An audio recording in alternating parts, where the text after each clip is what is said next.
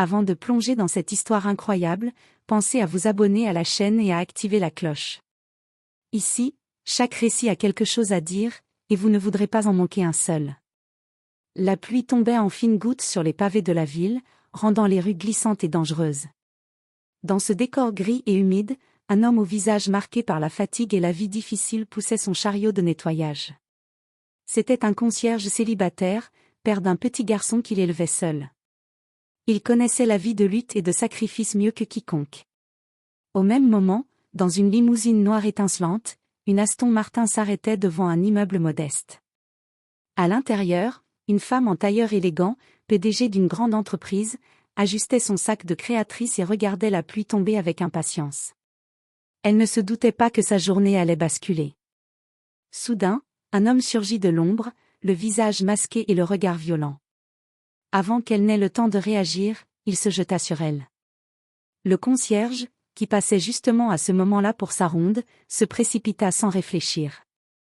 Il plaqua l'assaillant contre le mur et le neutralisa d'un coup ferme, protégeant la femme de la menace. Choquée et tremblante, la PDG réalisa la gravité de ce qui venait de se passer.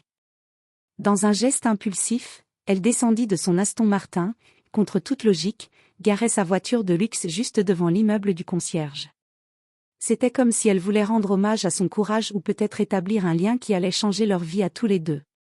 Ce simple acte, celui de garer une voiture de rêve devant la maison modeste d'un homme ordinaire, allait déclencher une série d'événements qui unirait à jamais deux mondes complètement différents, celui du pouvoir et de la richesse, et celui de la simplicité et du sacrifice. Le lendemain matin, le concierge, encore secoué par l'attaque de la veille, nettoyait le hall de l'immeuble avec une énergie renouvelée. Il pensait à ce qu'il venait de faire, protéger une femme qu'il ne connaissait pas, une étrangère issue d'un monde qu'il n'aurait jamais imaginé toucher. Soudain, un léger bruit de moteur attira son attention. L'Aston Martin de la PDG était toujours garé devant l'immeuble. La porte de la voiture s'ouvrit et elle en descendit, impeccablement habillée, avec un mélange de nervosité et de gratitude dans le regard. « Bonjour, commença-t-elle, hésitante. Le concierge leva les yeux, surpris de la voir ici. « Bonjour. »« Madame, » répondit-il avec politesse, un peu intimidé. Elle sourit légèrement et, contre toute attente, lui tendit une enveloppe. « C'est pour vous, pour ce que vous avez fait hier. Vous avez risqué votre vie pour moi. Je veux vous remercier correctement. » Le concierge sentit ses joues chauffer. Il n'était pas habitué à recevoir des compliments, encore moins de quelqu'un d'aussi puissant et riche. Je n'ai rien fait d'exceptionnel. C'était naturel. Elle insista, posant doucement la main sur son bras. Non, ce n'est pas naturel. Vous êtes courageux. Et je veux m'assurer que vous et votre fils soyez en sécurité, que vous ayez ce dont vous avez besoin. À cet instant, le concierge comprit que cette rencontre allait bouleverser sa vie. Ce simple geste de gratitude cachait un lien plus profond qui se créerait entre eux, une histoire inattendue entre un homme modeste et une femme qui détenait le pouvoir et la richesse. Il accepta finalement l'enveloppe avec hésitation, un mélange de fierté et de méfiance dans le regard.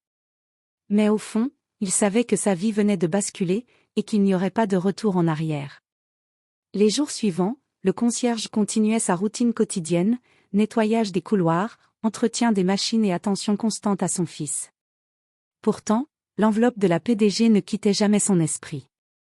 Il l'ouvrit une fois en cachette et découvrit un montant d'argent impressionnant, accompagné d'une simple note. Pour vous et votre fils. Vous méritez plus que ce que la vie vous a donné. Le cœur du concierge se serra. Il n'était pas habitué à tant de générosité. Pourtant, il hésitait à accepter cette aide. Accepter signifierait reconnaître que sa vie modeste avait été insuffisante, et cela le gênait profondément. Quelques jours plus tard, la PDG revint à l'immeuble, cette fois sans la pluie ni la menace.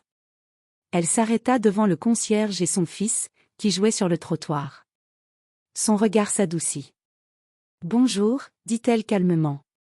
Comment allez-vous ? » Bien, merci, madame, répondit le concierge, le ton plein de respect mais aussi de curiosité. Elle sourit et observa le petit garçon jouer avec une vieille voiture en bois. Il est adorable. murmura-t-elle presque pour elle-même. Vous avez fait un travail incroyable en tant que père, et hier, vous m'avez sauvé la vie. Le concierge baissa les yeux. Il savait que ce qu'il avait fait était instinctif, mais il ne pouvait nier que ses gestes avaient eu un impact énorme. Je fais juste ce que je peux, pour mon fils, répondit-il simplement. Pour la première fois, la PDG franchit la barrière entre leurs deux mondes. Elle entra dans l'immeuble, s'asseyant dans le hall avec eux, parlant simplement, presque comme une amie. Le contraste était saisissant. Elle, femme de pouvoir, et lui, homme simple, se retrouvant à partager un moment rare d'humanité et de chaleur. Mais derrière cette rencontre paisible, une tension invisible persistait. Dans son univers, la richesse et le pouvoir attiraient des jalousies et des ennemis. Et pour le concierge, s'impliquer avec elle pourrait attirer des ennuis qu'il n'avait jamais imaginés. Ainsi naissait une relation fragile mais intense, un pont entre deux mondes que tout semblait opposer, mais que le destin avait décidé de rapprocher. Quelques jours après leur rencontre, le concierge pensait que la vie pourrait reprendre son cours, mais l'univers de la PDG ne tarderait pas à le rattraper.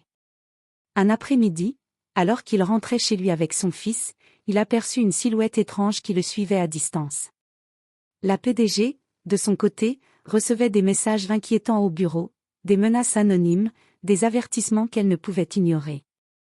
Quelqu'un n'avait pas oublié l'incident de l'attaque qu'elle avait subi. Le passé venait de refaire surface, prêt à tout emporter sur son passage. Le concierge, conscient du danger, sentit son cœur se serrer.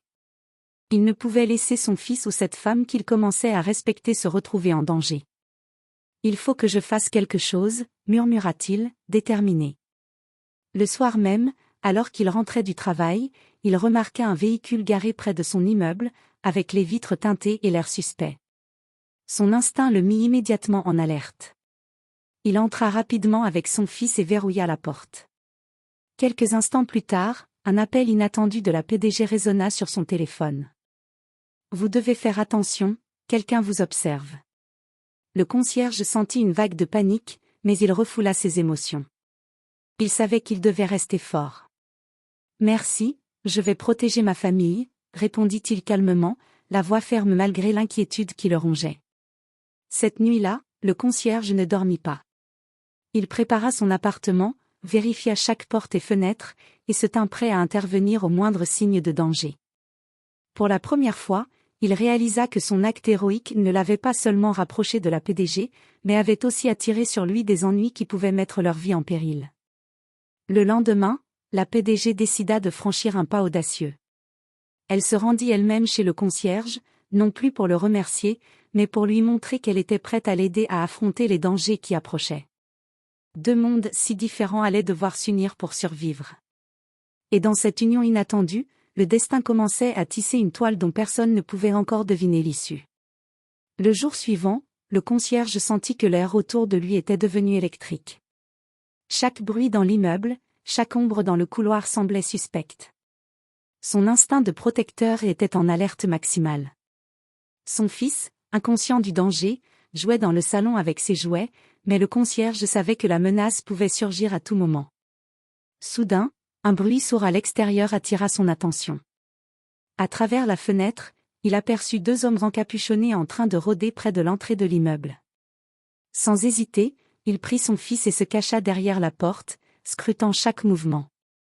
L'adrénaline le poussait à réagir rapidement. Pendant ce temps, la PDG, consciente de l'urgence, arriva au même moment dans l'immeuble.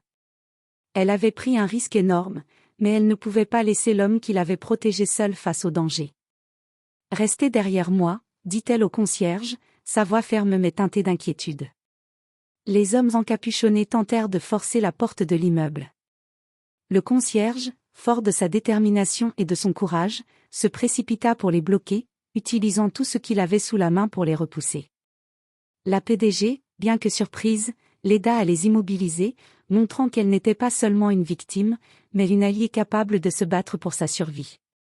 Après un combat intense mais bref, les intrus s'enfuirent, laissant derrière eux un silence pesant et l'odeur de la pluie sur les pavés mouillés. Le concierge, haletant, sentit son cœur battre à tout rompre. La PDG, le regard brillant de gratitude et d'admiration, posa sa main sur son bras. « Vous êtes incroyable. murmura-t-elle. Vous avez sauvé ma vie encore une fois. Le concierge secoua la tête, un sourire fatigué mais sincère aux lèvres. Je fais juste ce que je dois faire, pour vous et pour mon fils. Ce moment de tension rapprocha les deux mondes d'une manière qu'aucune richesse ou statut social n'aurait pu prévoir. La PDG comprit que derrière la simplicité du concierge se cachait un courage et une loyauté à toute épreuve. Et le concierge réalisa que cette femme, malgré son monde luxueux, était prête à risquer sa sécurité pour ceux qui comptaient pour elle. Dans cette confrontation, une alliance solide naissait, prête à affronter tout ce que le destin leur réserverait. Mais au fond d'eux, ils savaient que ce n'était que le début d'une série d'épreuves bien plus périlleuses. Après l'attaque repoussée, une atmosphère étrange s'installa entre le concierge et la PDG. La peur et l'adrénaline laissaient place à une proximité inattendue. Ce qu'ils avaient vécu ensemble les avait rapprochés, créant un lien fragile mais intense. Le concierge, encore tremblant de la confrontation, préparait le dîner pour son fils dans leur petit appartement. La PDG, pour la première fois, s'assit à leur table, comme si elle voulait partager un moment simple et humain, loin des bureaux luxueux et des responsabilités écrasantes. « Vous avez un fils incroyable », dit-elle doucement, regardant le petit garçon rire aux éclats avec son jouet. « Vous devez être très fier. » Le concierge baissa les yeux, gêné mais touché. « Il est tout ce que j'ai, et je ferai tout pour lui. » La PDG hocha la tête, comme si elle comprenait la profondeur de ses paroles. Puis, d'un geste hésitant, elle sortit de son sac une petite boîte. « C'est pour vous, et pour lui. Ce n'est pas une aide, mais un geste d'amitié et de reconnaissance. » À l'intérieur se trouvait un objet simple mais symbolique, une montre pour le concierge et un petit pendentif pour son fils, un rappel que le courage et la loyauté ne passent jamais inaperçus. Les yeux du concierge s'embuèrent légèrement. Il n'était pas habitué à recevoir des cadeaux, surtout venant de quelqu'un comme elle. « Merci, je ne sais pas quoi dire, » murmura-t-il, la voix tremblante. « Vous n'avez rien à dire, » répondit-elle avec un sourire.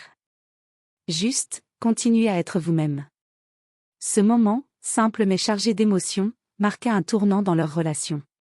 Ce n'était plus seulement un lien créé par l'attaque ou la gratitude, mais une vraie connexion humaine, basée sur le respect et la confiance mutuelle.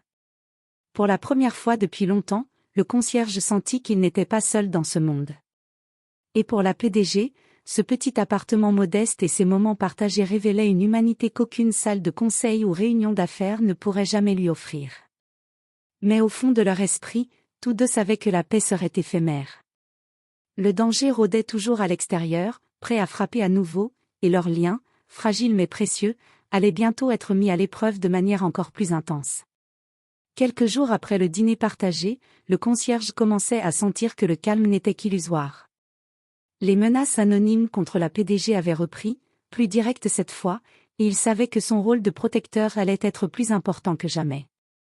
Un soir, alors qu'il rentrait du travail avec son fils, il remarqua une silhouette familière se glisser dans l'ombre près de l'immeuble. Le cœur battant, il comprit immédiatement qu'il ne s'agissait pas d'un simple passant. Cette fois, le danger n'était plus distant. La PDG, prévenue par un appel rapide du concierge, arriva précipitamment, garée en urgence avec son Aston Martin devant l'immeuble. Elle descendit rapidement, vêtue d'un manteau élégant mais pratique, prête à affronter ce qui venait. Les assaillants surgissent alors, masqués et armés. Le concierge, sans hésiter, plaça son fils derrière lui et se prépara à protéger la PDG. Ensemble, ils se battirent avec courage, chacun couvrant l'autre. La PDG, bien que surprise, montra une détermination qui égalait celle du concierge. Son attitude courageuse renforçait leur lien et leur permettait de tenir face à la menace. Après un combat intense, les assaillants furent finalement repoussés. Le silence retomba sur la rue, interrompu seulement par les respirations haletantes des deux protagonistes. La PDG s'approcha du concierge, le visage trempé de pluie et de sueur, mais ses yeux brillaient d'admiration. « Vous êtes incroyable !» murmura-t-elle, presque émue aux larmes. « Sans vous, je ne sais pas ce qui aurait pu se passer. » Le concierge, les mains encore tremblantes, secoua la tête. « Je fais juste ce que je dois, pour vous et mon fils. » Ce soir-là, après l'épreuve, un silence apaisé s'installa. Mais il n'était plus seulement un silence de peur ou de tension, c'était un silence de respect et de reconnaissance mutuelle. La PDG comprit que cet homme simple mais courageux était bien plus qu'un sauveteur, il était devenu un pilier, un allié, et peut-être quelque chose de plus. Et le concierge réalisa que sa vie venait de changer à jamais.